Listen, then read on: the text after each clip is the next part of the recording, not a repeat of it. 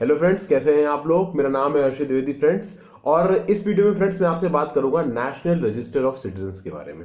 अब देखिए, ये जो नेशनल रजिस्टर ऑफ सिटीजन्स है, इस वीडियो का जो स्कोप है वो ये है कि अभी पिछले कुछ सालों में 2014 से लेकर अब तक में बोल सकते हैं कि जो नेशनल रजिस्टर ऑफ सिटीजन्स है इसमें कुछ अपडेट होने की बात हो रही है। ठीक है, चेंजेस होने की बात हो रही है। ये चेंजेस किस लिए हो रहे हैं, मैंने कहा ना टाइटल में, हाउ एंड व्हाई, यानी कि क्यों हो रहे हैं और कैसे हो रहे हैं, इसकी हम बात करेंगे। तो सबसे पहले ये जानने से पहले हम ये जानेंगे कि नेशनल रजिस्टर ऑफ सिटीजन्स है क्या। तो बेसिकली ये एक ऐसा रजिस्टर है जिसमें उन सब लोगों के नाम होंगे जो इंडियन सिटीजन होंगे और आसाम के रेजिडेंट होंगे, या आसाम से उनके रूट्स जुड़े हुए हो। जरूरी नहीं है वो आसाम के रेजिडेंट हो, लेकिन उनके एंसेस्ट्रल रूट्स आसाम से जुड़े हुए हो। अभी जो नेशनल रजिस्टर ऑफ सिटीजन्स है फ्रेंड्स, इसको 1951 में बनाया गया था। ठीक है, 1951 में इसलिए बनाया गया था ताकि 1951 में इसमें उन लोगों के नाम लिखे गए थे जो आसाम के रेजिडेंट थे। अब देखिए इसमें नाम किस तरीके से लिखे गए। तो 1951 में जब ये नेशनल रजिस्टर ऑफ सिटीजन्स बनाया गया था तो उसमें लोगों के नाम लिखे गए थे। ठीक है, और उस डाटा को हर गांव से लिया गया था, हर विलेज से लिया गया था, जिसमें उनके हाउसेस की डिटेल्स दी हुई थी और उन हाउसेस में कितने लोग रहते हैं और जो जो लोग रहते हैं उन हाउसेस में उनके नाम क्या है, ये सब कुछ इस नेशनल रजिस्टर ऑफ सिटीजन्स में था। पहले इसको एडमिनिस्ट्रेटिव लेवल पर रखा गया, फिर इसको इस लिस्ट को पुलिस को दे दिया गया। अब हम ये जानने की कोशिश करते हैं कि जो नेशनल रजिस्टर ऑफ सिटीजन्स है अभी इसको अपडेट किया जा रहा है। अपडेट करा जा रहा है। अपडेट क्यों किया जा रहा है? ताकि इलीगल माइग्रेशन को इंडिया में जो हो रखा है पहले से उसको कम किया जाए, इलीगल माइग्रेंट्स को आइडेंटिफाई किया जाए। ठीक है, अब ये जो आसाम का एरिया है, प्रेजेंट डे आसाम का, इसमें जो माइग्रेशन है इसके कुछ हिस्टोरिकल रूट्स को हम लोग देखने की कोशिश करते हैं कि यहां माइग्रेशन कैसे हुआ है। तो देखिए फ्रेंड्स, क्या हुआ कि जो आसाम में माइग्रेशन है बहुत पहले से चल रहा है। कह सकते हैं कि मिड 19th सेंचुरी चल रहा है, यानी 1830 के लगभग से चल रहा है। आपको पता है कि जो आसाम है ना वो अपने टी प्लांटेशंस के लिए फेमस है। ब्रिटिशर्स बहुत मात्रा में आसाम में टी उगाया करते थे, ये आपको मालूम है। तो टी उगाने के लिए वो माइग्रेंट वर्कर्स को हायर करते थे। तो माइग्रेंट वर्कर्स सारे लोकल नहीं थे, उनको बहुत अलग अलग जगह से लाते थे, बिहार से, झारखंड से, छत्तीसगढ़ से, उड़ीसा से, आंध्र प्रदेश से। यहां से माइग्रेंट लेबरर्स को लाया गया। तो माइग्रेंट लेबरर्स को बाहर के लेके आए, आसाम में उनसे काम कराया, तो उसमें बहुत सारे लोग वहीं पे बस गए। तो एक तो ये माइग्रेशन का बहुत बड़ा वजह थी। दूसरा, आपने पार्टीशन ऑफ बंगाल का नाम सुना होगा जो लॉर्ड कर्जन ने किया था 1905 में। आपको पता है, अगर आप अभी आसाम का मैप देखेंगे तो आसाम है और उसके वेस्टर्न साइड पे वेस्ट बंगाल है। ठीक है, अब उस समय जो बंगाल का प्रोविंस था और जो उस समय का, जब कर्जन का टाइम था, उस समय पे जो आसाम का प्रोविंस था वो लगभग पूरे नॉर्थ ईस्ट को समेटता था। ठीक है, बाकी सारे स्टेट्स जो अभी बढ़ गए हैं, 7 या 8 जो नॉर्थ ईस्टर्न स्टेट्स हो गए, जिसमें मेघालय, मणिपुर, नागालैंड सब आते हैं, वो सब पहले आसाम के हिस्से थे। तो हुआ क्या, कर्जन ने क्या किया, कर्जन ने बंगाल को 2 भागों में बांट दिया, ईस्ट बंगाल, वेस्ट बंगाल। और ईस्ट बंगाल और आसाम को एक एडमिनिस्ट्रेटिव यूनिट कर दिया और वेस्ट बंगाल को अलग कर दिया। जब ये किया ब्रिटिश हुकूमत ने लॉर्ड कर्जन के अंदर में, तो उन्होंने बोला कि हम ये एडमिनिस्ट्रेटिव एफिशिएंसी की वजह से कर रहे थे। हालांकि वो कर इसलिए रहे थे कि आसाम में मुस्लिम मेजॉरिटी थी, ईस्ट बंगाल में मुस्लिम मेजॉरिटी थी और वेस्ट बंगाल में हिंदू लोग ज्यादा थे। तो कर तो उनका रियल रीजन था रिलीजियस वजह से करना, लेकिन वो बता रहे थे कि हम एडमिनिस्ट्रेटिव एफिशिएंसी की वजह से कर रहे हैं। तो जब ये पार्टीशन हुआ तो ईस्ट बंगाल जो बना था उसके बहुत सारे मुस्लिम लोग आसाम में जाके रहने लगे। प्लस जो आपका बंगाल का पार्टीशन हुआ था 1905 में, तो उसमें जो वेस्ट बंगाल था उसमें भी जो थोड़े बहुत मुस्लिम्स थे वो भी जाके आसाम में रहने लगे, क्योंकि आसाम में उस समय मुस्लिम की मेजॉरिटी थी। तो इस वजह से भी आसाम के इलाके में माइग्रेशन बढ़ा। मैं ये बता रहा हूं कि आसाम के इलाके में माइग्रेशन के क्या क्या वजह थी। फिर हुआ कि जब पार्टीशन हुआ तो पार्टीशन के टाइम पे मुस्लिम लीग ने कोशिश की कि आसाम को भी पाकिस्तान के साथ मिला दिया, जो उस टाइम का, दैट टाइम का ईस्ट पाकिस्तान था, जो आज की डेट में बांग्लादेश बन चुका है।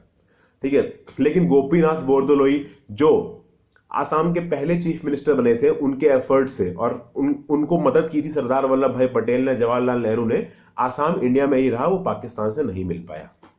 गोपीनाथ बोरदोलोई बाद में चीफ मिनिस्टर भी बने थे आसाम के। अब देखिए, ये जो गोपीनाथ बोरदोलोई थे पहले चीफ मिनिस्टर थे, उसके बाद के जो कुछ सक्सेसिव चीफ मिनिस्टर आए ना, उन्होंने आने के बाद आसाम से इलीगल माइग्रेंट्स को निकालने में भरपूर कोशिश की। मतलब उनका टारगेट ये रहता था कि इलीगल माइग्रेंट्स को आसाम से निकालना है, जिस वजह से जो शुरू के कुछ चीफ मिनिस्टर्स थे वो नेहरू जी के साथ कंफ्लिक्ट में आ गए क्योंकि नेहरू जी नहीं चाहते थे कि ऐसा हो। ये ऐसा बोलते हैं लोग। देखिए, ये उस समय की बातें हैं, जो न्यूज मीडिया में रिपोर्ट होता है मैं वही आपको बता रहा हूं। ठीक है, इसको आप मेरा पर्सनल ओपिनियन लेके मत पता चलिएगा। मैं हर चीज को बहुत ज्यादा रिसर्च करता हूं, अलग अलग रिसोर्सेस उठाता हूं और आपके सामने रखने की कोशिश करता हूं in the most neutral manner. मैं तो उस समय था नहीं, क्या हुआ था मुझे क्या पता, मैं तो जहां से पढ़ता हूं वही आपको बताता हूं। This is not my personal view, मेरा काम है आप तक जेन्युइन इन्फॉर्मेशन पहुंचाना, वो मैं कर रहा हूं। तो चलिए आगे चलते हैं। ठीक है, उसके बाद एक चीज और हुई थी कि 1950 के टाइम पे एक लियाकत नेहरू पैक्ट हुआ था। वो लियाकत नेहरू पैक्ट बहुत जरूरी हुआ था, क्योंकि जरूरी था फ्रेंड्स उस टाइम पे, क्योंकि 1947 में जो पोस्ट पार्टीशन का टाइम था उसमें बहुत सारे दंगे भड़क गए थे, काफी लोग मर रहे थे उन राइट्स की वजह से।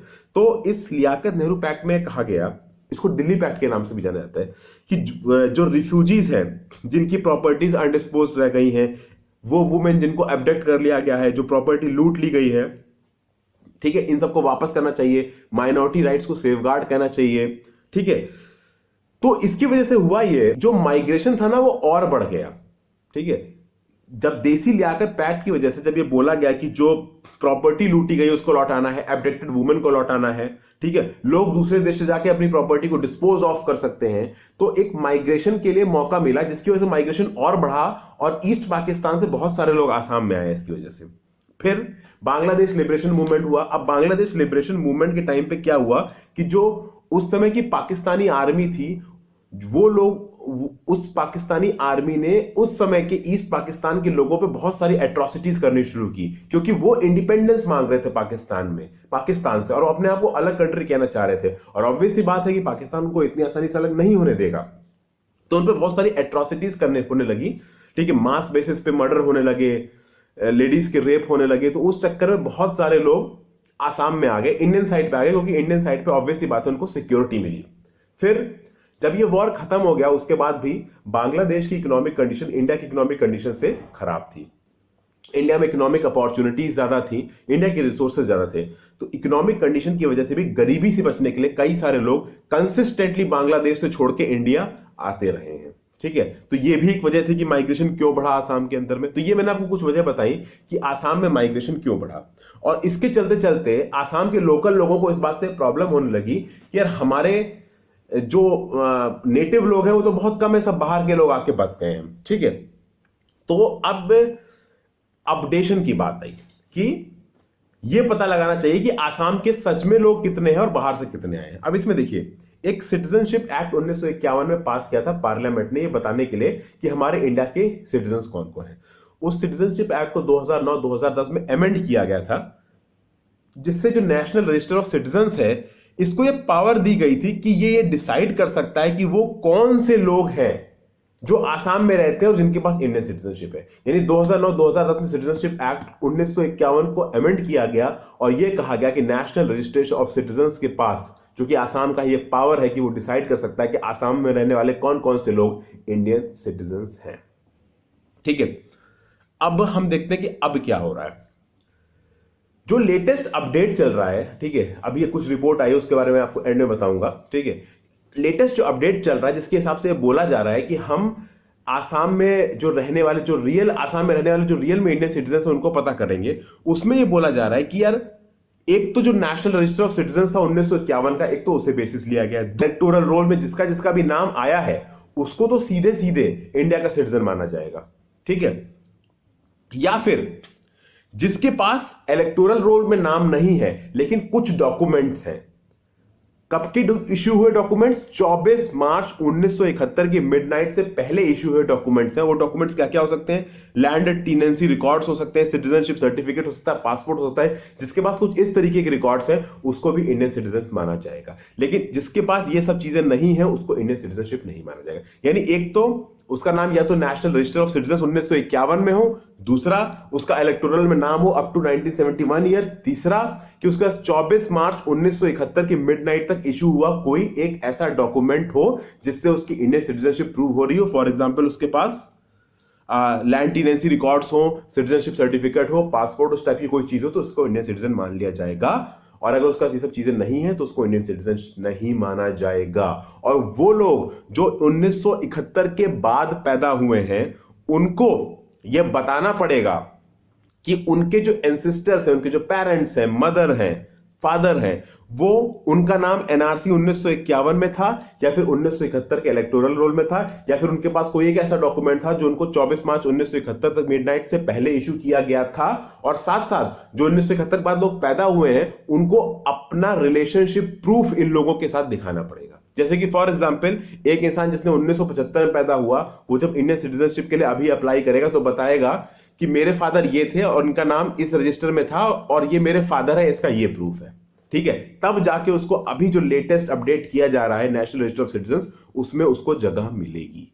तो ये तरीका है भी latest national register of citizens को जो बनाया जा रहा है वो कुछ इस तरीके से बनाया जा रहा है।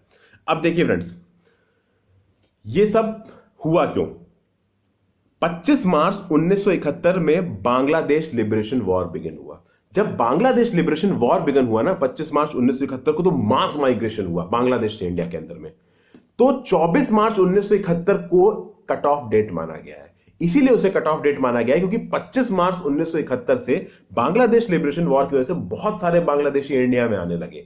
तो इसीलिए अभी की जो काउंटिंग हो रही है उसमें 24 मार्च 1971 की मिडनाइट तक को कट ऑफ डेट माना गया है।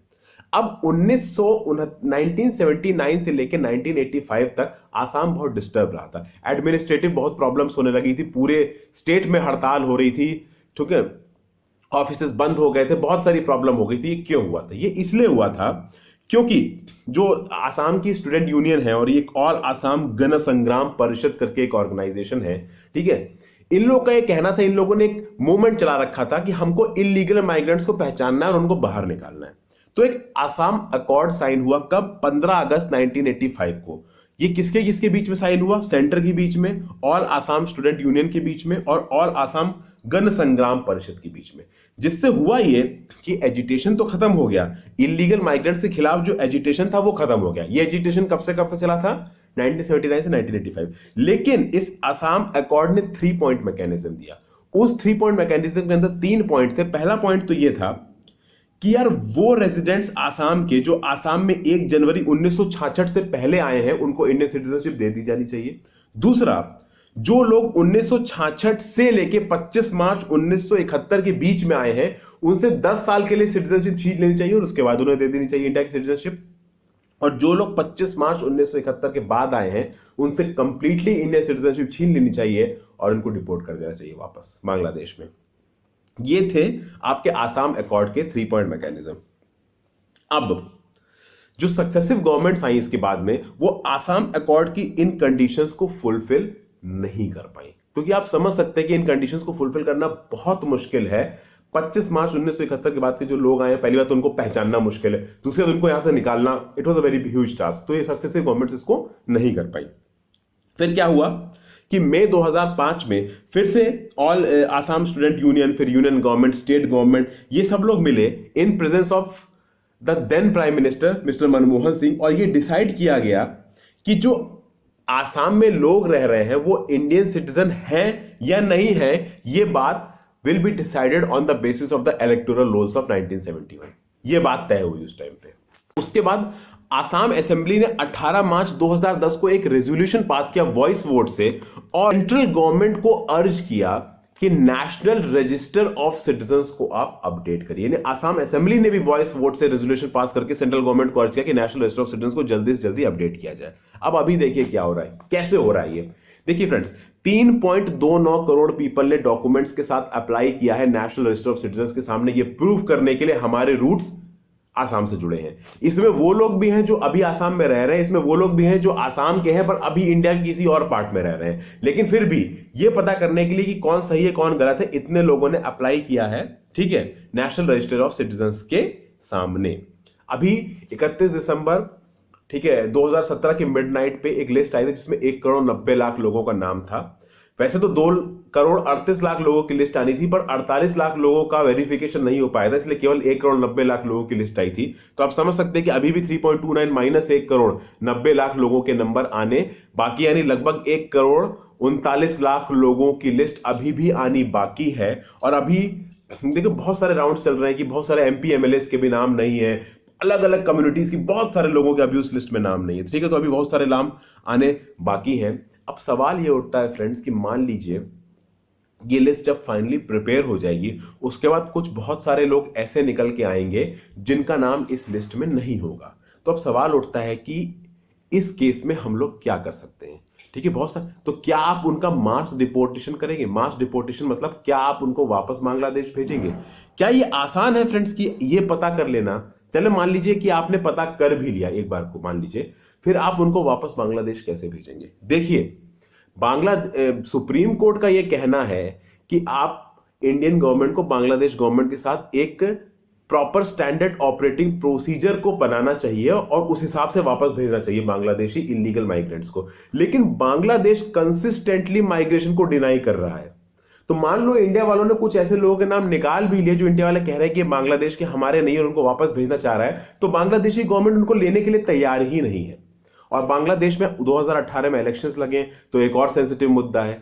इसीलिए सेंट्रल गवर्नमेंट इस टाइम पे बिल्कुल शांत है इस मुद्दे पे। एनआरसी तो बन रहा है, नेशनल रजिस्टर ऑफ सिटीजन तो बन रहा है, लेकिन इसको बहुत ज्यादा पॉलिटिसाइज नहीं किया जा रहा है, क्योंकि इस मुद्दे की वजह से इंडिया और बांग्लादेश के रिलेशंस बिगड़ सकते हैं। तो ये देखना बाकी है फ्रेंड्स कि जब ये लिस्ट फाइनली बनके तैयार हो जाएगी, तो जो लोग इस लिस्ट में जिनका नाम नहीं है और जिनको डिपोर्ट करना है, उनके साथ क्या किया जाएगा, क्योंकि इस बात पे अभी कोई रजामंदी नहीं है। उनको वापस बांग्लादेश लीगल तरीके से भेजना बिल्कुल भी पॉसिबल नहीं है, क्योंकि Bangladesh is not ready to accept any migrant, ठीक है। क्योंकि क्या प्रूफ है इंडिया के पास कि भाई ये बांग्लादेश से आए? किसी ने देखा तो है नहीं, वो तो आ गए थे उस टाइम पे। इंडिया वालों ने अपना प्रोसीजर किया, बांग्लादेश उस टाइम पे बोल देगा भाई हमारे ये सिटीजन्स नहीं है, फिर इंडिया वाले उनको कैसे वापस भेजेंगे? तो ये जब फाइनल लिस्ट बन के आ जाएगी तो उसके बाद देखा जाएगा फ्रेंड्स। तो आई होप आपको ये नेशनल रजिस्टर ऑफ सिटीजन समझ में आ गया है। नहीं आया है तो आप कमेंट सेक्शन से मुझे पूछ सकते हैं। So thank you for watching this video friends, thank you for being patient with me. और जो भी आपके डाउट्स हैं आप कमेंट सेक्शन से पूछ सकते हैं। Have a nice day.